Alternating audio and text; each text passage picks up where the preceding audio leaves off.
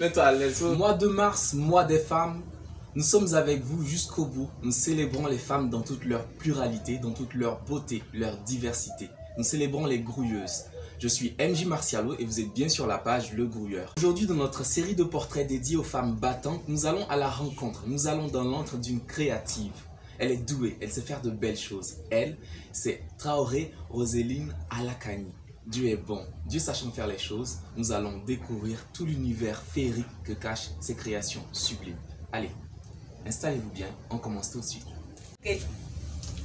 Je suis Traoré Alakani Roseline, originaire de Kachola, précisément la Fonka. Et je suis tricoteuse d'origine. Ça fait combien de temps que tu fais du tricot? C'est depuis l'âge de 15 ans. Tu tricotes occasionnellement ou tout le temps? Tout le temps. Tout le temps. Comment ça s'est passé? Qu'est-ce qui a été le déclic? Qu'est-ce qui t'a poussé, t'a donné envie de faire du tricot pour que depuis l'âge de 15 ans, tu tricotes jusqu'à maintenant? En fait, le tricotage même c'était pas un amour, mais c'était ma mère qui travaillait, qui faisait le tricotage. Et elle m'a dit de venir l'assister. Je partais bon, à contrainte. Ah, c'est maman t'avait forcé Voilà, un peu. forcé, voilà. Et petit à petit, j'ai commencé à prendre À prendre goût. Ouais. j'ai aimé. C'est devenu un amour pour moi. Et je n'ai plus laissé jusqu'à aujourd'hui. Ah. Avec la machine, avec côté. Je faisais les pulls enfants, hommes, D'accord. dames. D'accord. Quand j'ai commencé à tricoter à la machine, c'était impressionnant. J'ai aimé. Ça t'a impressionné. Voilà. Et les gens qui voyaient tes créations, comment est-ce qu'ils réagissaient? C'était comme une télé, en fait. Ah. Voilà, parce que quand je tricotais, les gens venaient s'arrêtaient, me regarder. Pour regarder ce que je faisais, en fait. La petite histoire, je n'étais pas en pleine forme. J'avais des problèmes de nerfs. Et là, quand j'ai arrêté les cours, les parents ont dit non, vous pensez là, bon, elle n'a rien donné de bon. Ah, voilà. je vois. Donc, il ne faut pas qu'elle s'assoie à côté de sa maman, elle va se débrouiller, qu'elle n'est pas là. C'est à quel moment il y a eu le déclic en toi où tu as dit que non, finalement, ça me plaît, c'est ce que je vais faire? J'étais souffrante. J'avais des problèmes de nerfs. Que tout le monde connaît les rhumatismes. Ah, le rhumatisme. Et bon, moi c'était autre chose parce que j'ai eu, à l'âge de 2 ans, j'ai eu la méningite qui a un peu touché mes nerfs. Et bon. Donc les parents, bon, d'abord, même ça me faisait d'arrêter les cours. Ah, donc tu as arrêté les cours. Pendant que maman te demandait de venir l'aider, tu avais déjà arrêté les cours. J'avais déjà arrêté Ok. les cours. Je m'étais à l'école parce que j'avais des petits soucis. De santé. Voilà, de santé. On me fabriquait des chaussures, hein, des chaussures en botte. Qui fabriquait les chaussures? C'est maman? Non, les cordonniers. Les cordonniers, On d'accord. m'avait commandé. Donc, je portais des bottes. Quand j'arrive à l'entrée de l'école, les élèves sont là. Oh, bye. Non. Non, pardon. À cause de tes chaussures, les autres élèves se moquaient de toi, tout ça. C'était frustrant. Oui, bien sûr. Et c'est tout ça qui t'a encouragé à ne plus aller à l'école, en fait. Bon, ça, j'avais en classe, je ne restais pas tant que. Ah, t'arrivais pas à te concentrer. Non, c'est pas ça, mais en fait, tellement j'avais des douleurs aux pieds, Ah. donc j'étais obligée de toujours me lever pour m'arrêter. Ah, d'accord. Je m'assois un peu, 5 minutes après, je suis debout. Donc ça a commencé à me gêner un peu. Puisque on pensait à me mettre comme une couturière à l'école de couture. Et mon papa m'a dit non, puisqu'elle a des problèmes de nerfs. Donc, Tu vas elle pouvoir y arriver, voilà, tu ne pourras elle pas le pourra faire. pas. Parce qu'il y a un pétale, tout ça. On ne peut pas. Donc, c'est mieux, elle va aller s'asseoir chez sa maman fallait perdre le temps. Donc en fait, l'objectif c'était de te laisser comme ça, Voilà. sans rien. Quoi. Voilà, en fait. Et là, il y a le bim qui a sonné. Là. Donc, je partais m'asseoir Mhm. avec ma mère. Chaque matin, on nous prend, on nous dépose à l'atelier, Mhm. celui-là.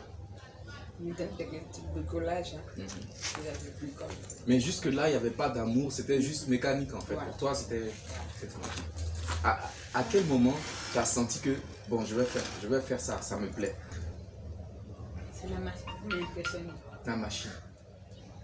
Quand parce que j'avais bon, ma mère et puis plus une petite qui travaillait pour elle. Elle me dit, mais pourquoi tu mets ta fois chaque matin? Ça prend en même temps. J'ai dit, oui, c'est vrai aussi. Donc, mais moi, je ne veux pas prendre à la main là. C'est la machine. C'est la machine qui t'intéresse. Elle dit, t'apprends, il n'y a pas de problème. Donc, viens, je t'apprends. Et c'est comme ça. Quand je commençais l'ouvrage, un ouvrage d'un enfant, Mhm. quand j'ai fini, vraiment, C'était le déclic, c'était la magie. C'était quoi comme artiste? C'était un pull, oui, un pull. un pull d'enfant. Pull, les ensembles là, Mhm. caleçons, chaussons, Ah oui, chapeau. pour les bébés. Voilà. Et ça t'a plu tellement beau. automatiquement. Ah non, il faut que je me concentre maintenant. Ton père, quand il a vu que tu commençais à aimer ça, comment il a réagi? Là, il était très content. Très content. Et il a tout de suite acheté une nouvelle machine. Il a fait 3 ans que bon, notre patron Mhm. a décidé de partir. Maintenant, il m'a dit, bon, moi je m'en vais, mais toi, tu vas prendre le lit. Ah, Que ta maman est vieille. Bon, on ne voit plus. Sinon, c'est toi qui prends le lit. J'ai dit, ok, il n'y a pas de problème. et tu as accepté cette En responsabilité? même temps, oh, tout de suite, on avait une commande Mhm. de 3 douzaines. 3 douzaines de vêtements. Et toi, la jeune là qui Voilà. vient d'apprendre, c'est toi qui vas. Voilà. Aïe, Donc, imagine, la pression. la cliente est venue et dit non, qu'elle est de l'autre. Ah, en fait, la cliente a refusé de prendre le risque de te confier sa Voilà. commande. Elle voulait la patronne. La maman dit non, il faut lui donner. Elle dit bon, ok. Comme ta maman est là, pas de souci. Mais je ne dormais pas, hein. Tu n'arrivais plus à Et il dormir. n'est pas dormi. Aïe, aïe, aïe, la pression était J'ai trop. veillé, je travaille. Jusqu'à ce que elle est venue prendre tout cette histoire dans le temps. Dans le temps, respect des délais, tout ça. À ce moment-là, toi, tu as ressenti quoi? Parce que on n'est plus à la jeune fille dont tout le monde se moque. Tu es maintenant une femme d'entreprise, une Voilà. gestionnaire quand même.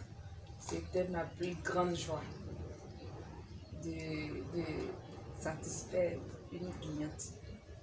Ah, j'étais vraiment contente et heureuse. Au-delà de ce beau souvenir qui a lancé, on va dire, ta carrière de tricoteuse, de gestionnaire, de femme d'entreprise, tout ça, est-ce qu'il y a un autre souvenir, une autre création qui pour toi marque toute l'émotion, c'est-à-dire qui t'a fait comprendre que le métier que tu exerces là, c'est un métier exceptionnel? Est-ce qu'il y en a une autre de création? Ma toute première création de robe de mariée.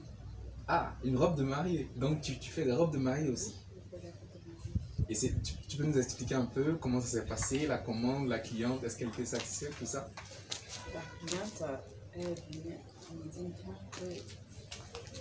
dit elle veut sortir de l'ordinaire. Là encore, je n'ai pas dormi. Ah oui.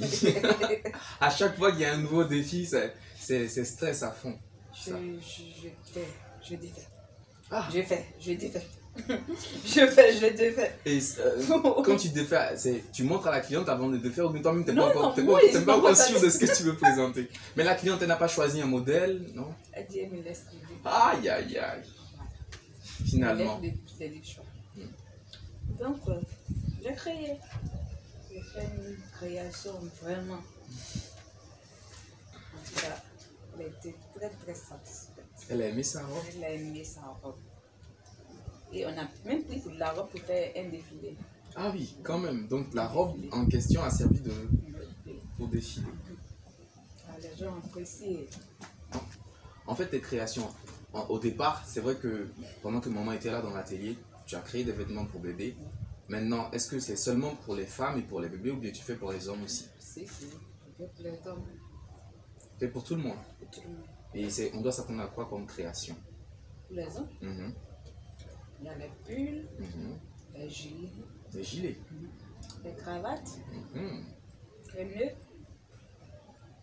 Et ça c'est uniquement des créations à base de laine. De laine. Il y a différents types de laine ou bien il y en a. Oui, il y a des laines. Tu peux nous en dire un peu plus? La laine, comme tout le monde connaît. Oui, classique un peu. Et il y a le nylon. Le nylon. Voilà. Celui-là, il est beaucoup plus dur que la laine classique. La laine, elle est molle. Il y a le coton. Le coton. C'est le coton. D'accord. Donc c'est les trois matières que toi tu utilises, donc le nylon, la laine classique et puis le coton. Et ça, tu utilises ça pour faire toutes sortes de tenues selon tes inspirations. Qu'est-ce qui c'est seulement ça ou bien tu travailles d'autres matières aussi? Je travaille d'autres matières comme le lin. Le lin? Le lin, voilà. Je travaille le lin. Je travaille aussi le raffia aussi. On fera tout ce qui peut contribuer à rendre la tenue exceptionnelle. Toi, tu es partante. Voilà. C'est pas toujours des propositions des clients, c'est toi qui fais des dessins, des stylismes, tout ça. J'innove avec.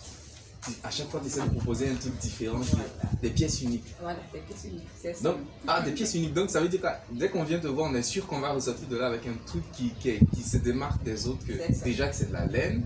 C'est quoi ton inspiration? Depuis que nous sommes venus, j'ai vu que tu étais seule assistée d'une petite fille. Mais est-ce que tu as l'intention d'engager de la main d'œuvre ou bien de former d'autres personnes qui travaillent avec toi, ou bien tu préfères juste travailler seul? Je veux surtout les enfants. Les enfants. Pourquoi particulièrement les enfants? Est-ce que c'est parce que toi-même tu as commencé étant petite? Bon, avec les enfants, il n'y a pas de problème.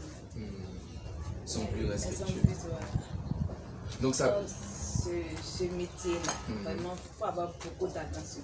Ah, il faut être concentré. Il ne faut pas être distrait. Donc ça veut dire que si toi, on vient te voir, pour encadrer des enfants, déscolariser même des filles. C'est seulement des filles? Non, les garçons. Même les garçons. Oui. Donc les enfants déscolarisés, toi tu peux facilement les encadrer pour... À la main, là on peut faire toutes sortes de vêtements.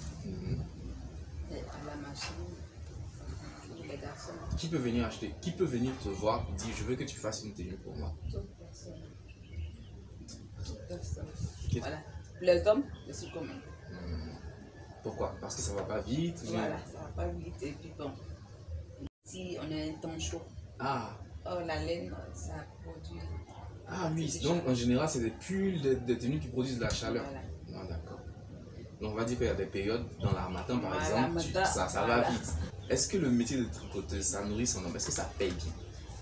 Ça nourrit. Si tu es patente, si tu es forte, ça nourrit.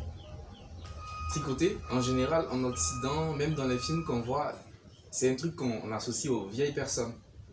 On dit que c'est les vieilles femmes qui tricotent, c'est même vu comme quelque chose d'ennuyeux.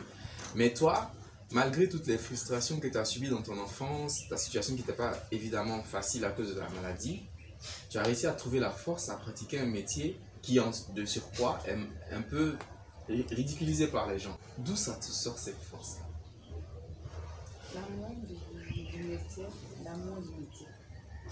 Parce que je veux que ça devienne comme la couture. Puisqu'on fait tout ce que les couturiers font. On fait les maxi-pagnes, on tricotage, tout. Tout se fait avec la laine. Donc ça n'a rien à envier à d'autres formes de confection de vêtements. Oui. Je vais te demander, au-delà d'avoir l'ambition de faire, de permettre au tricotage d'avoir le même niveau de valeur que la couture, concrètement, toi, tu vas faire quoi pour que ça arrive? C'est quoi tes projets? Mes projets, c'est de former les enfants. Les enfants. J'aimerais beaucoup avoir assez d'enfants autour de moi. Pour les former. Pour les former. Voilà une éducation. À mes côtés. Est-ce que c'est seulement des enfants déscolarisés? Parce qu'en général, Non, tout le monde peut apprendre, même les enfants qui vont à l'école. tout le monde. En fait, ça ne prend pas assez de temps. C'est le travail libéral, en fait. Tu peux aller à l'école et venir apprendre. Donc voilà, donc il faut préciser qu'elle n'est pas en train de demander aux parents de retirer les enfants du système scolaire, c'est juste que ça peut être une formation additionnelle pour les enfants qui vont déjà à l'école. Et pour les enfants qui sont déscolarisés, c'est une très bonne aubaine pour trouver quelque chose à faire dans la vie. Ça permet pour les enfants qui vont à l'école d'avoir beaucoup plus de patience et de concentration. C'est ça, c'est surtout ça. À partir de quel âge est-ce que tu peux À partir considérer qu'un enfant est un enfant qui prend une formation avec toi? à l'âge de 10 ans. De 10 ans. 10 ans, donc jusqu'à 16 ans. Entre 10 et 16 ans. J'adore les enfants. Tu adores les enfants. En tout cas, on espère que les choses vont bien se passer. Et tu as un projet d'ouvrir une école de formation pour les enfants entre 10 et 16 ans. Tu aurais besoin de quoi? Pour une salle. Que déjà, au niveau du projet, ça va prendre forme que les personnes de bonne volonté qui veulent t'aider à monter ton centre de formation pour les enfants entre 10 et 16 ans pour le tricotage puissent vraiment t'aider. En tout cas, ça a été un plaisir d'avoir cet entretien avec toi. Et pendant tout l'entretien, j'ai vu que tu continuais de tricoter. C'est un travail libéral. Tranquille, genre au calme, on discute, Voilà. toi tu tricotes, Voilà. on peut voir à quoi ça ressemble ce que tu es en train de fabriquer. Comme une petite robe pour enfants. Pour enfants, oh c'est mignon. En tout cas, c'est toujours une joie pour moi de tricoter. Quand je commence, je peux voir la fin. Ça te stresse. Là, c'est moi, c'est un. Moi, j'ai pas de Un excellent moyen pour déstresser. Et à quel moment tu fais du tricot? Pendant le congé ou les vacances, il y a déjà fait une tenue. Et là, tout le monde est en train de jouer, c'est les congés. Toi, tu viens faire du tricot. Je vais apprendre là quand je vais grandir. Quand je vais faire mon travail, peut-être qu'après je fais et accroche pour vendre. C'est comme ça. Non, quand je suis venue une première fois, je ne savais pas attraper crochet. C'est elle qui m'a montré comment on fait. Et s'il y a d'autres enfants qui peut-être vont à l'école ou même qui n'ont pas la chance d'aller à l'école comme toi, qui veulent apprendre, qu'est-ce que tu pourrais leur dire? On n'a qu'à avoir le courage.